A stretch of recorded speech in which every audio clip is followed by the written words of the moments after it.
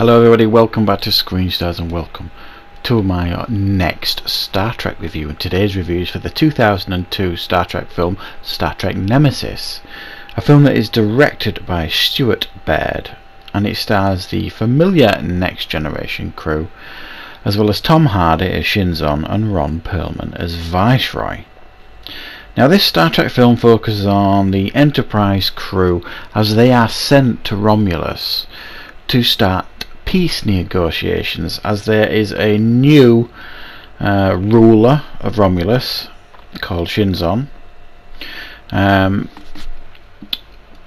Jean-Luc Picard is skeptical, of course. It's the Romulans. They get there and he discovers that Shinzon is in actual fact a clone of himself that was put into action many years ago by the Romulan government. They were going to replace Jean-Luc Picard with a clone.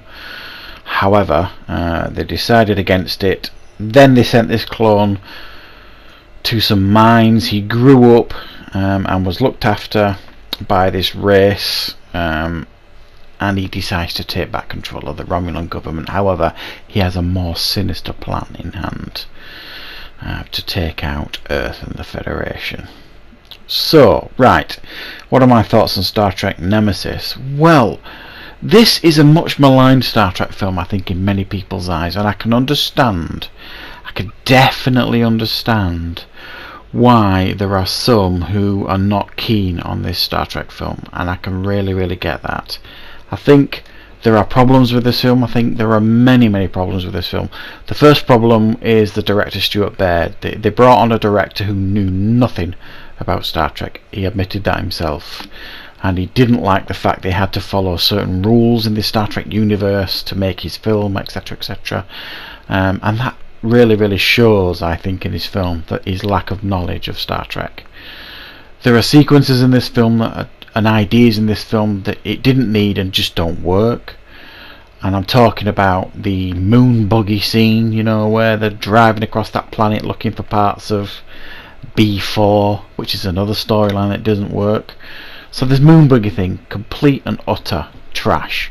Doesn't work, doesn't belong in a Star Trek film at all. And then this next storyline where they find another database, they're called B4. They find him scattered all over this planet. They put him back together. He's a much inferior version of Data.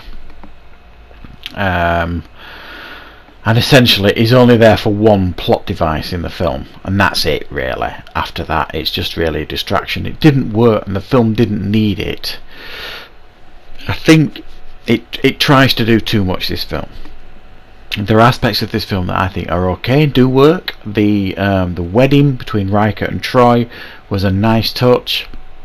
It was nice to see the wedding scene at the beginning of the film, even though it did feel a little bit forced, a little bit I don't know, cringy, I suppose, certain scenes in it. But it was nice to see them get married. And I think the storyline of the clone, Tom Hardy Shinzon, and Tom Hardy I think is great in the film, by the way, was a very good idea. It worked. I think it really it worked, or it had the potential to work.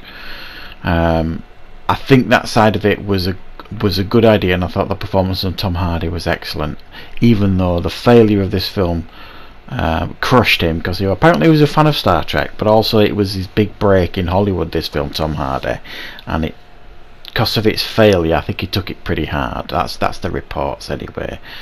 But I don't think it was certainly down to Tom Hardy in his performance. I think he does really well in it. And the scenes between him and Patrick Stewart are excellent. I really like that. The storyline with Troy and Riker and this Viceroy played by Ron Perlman, who is great in the film too. Great effects as well for these creatures, you know, that this Viceroy and their race I thought was good. There's a very good space battle in the film, and the effects are excellent for the most part. I think at times they tried to turn it too much into an action film. Star Trek has never really, at its very core, been about action. It's been about exploration imagination and all that kind of stuff. So again, I think this is down to the director's lack of knowledge. I think he thought he had to, you know, action everything up to make it a more impactful film, and you didn't need to. You know, I think they needed to focus a little bit more on the Romulan politics. I think the fact that Shinzon, Tom Hardy's character, takes over the Romulan government far too easily and quickly. I mean, it's ridiculous, really. These are the Romulans. They don't take crap from nobody. And then just because, you know, he sets off this bomb in the High Council in the Romulan Empire, he's suddenly in charge. I don't think so. There would be an uproar. So there are plot holes everywhere in this film, unfortunately. But like I said, there are large sections of the film that I do think work as well. I'm going to have to talk about a spoiler in the film. I don't mind so much because it's an old film, but if you don't like spoilers, then turn off now. How they handled Data's death, I thought was cheap. Now they did try and address it in the new Star Trek Picard TV show, Data's death, and I guess they've finished that storyline off now. But for such a major character, it didn't feel earned almost, which is a bit odd in this film. It just didn't feel it. And then immediately after his death, it kind of didn't feel like he was dead, because you have a scene with Patrick Stewart's Picard and this B4, who you think is going to be maybe the new Data in years to come, which turned out not to be the case, as we know. So this is a really unbalanced Star Trek film, but unlike Star Trek The Final Frontier, which I just think is a pretty poor Star Trek film overall, even though there are some watchable scenes in that, I think we've got a fairly similar film here.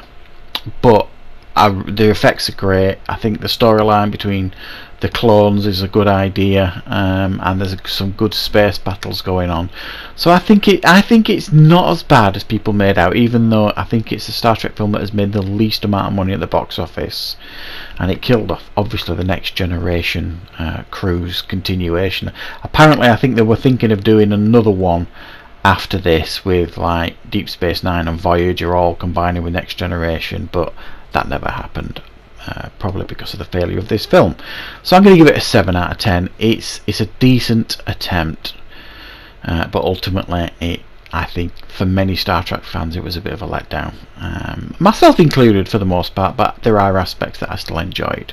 So next we move on to the Kelvin Timeline films, the Chris Pine films. I'm looking forward to rewatching them. I do like those films, so stay tuned for the next review for Star Trek 2009. Thanks for watching, everybody. I hope you enjoyed this review.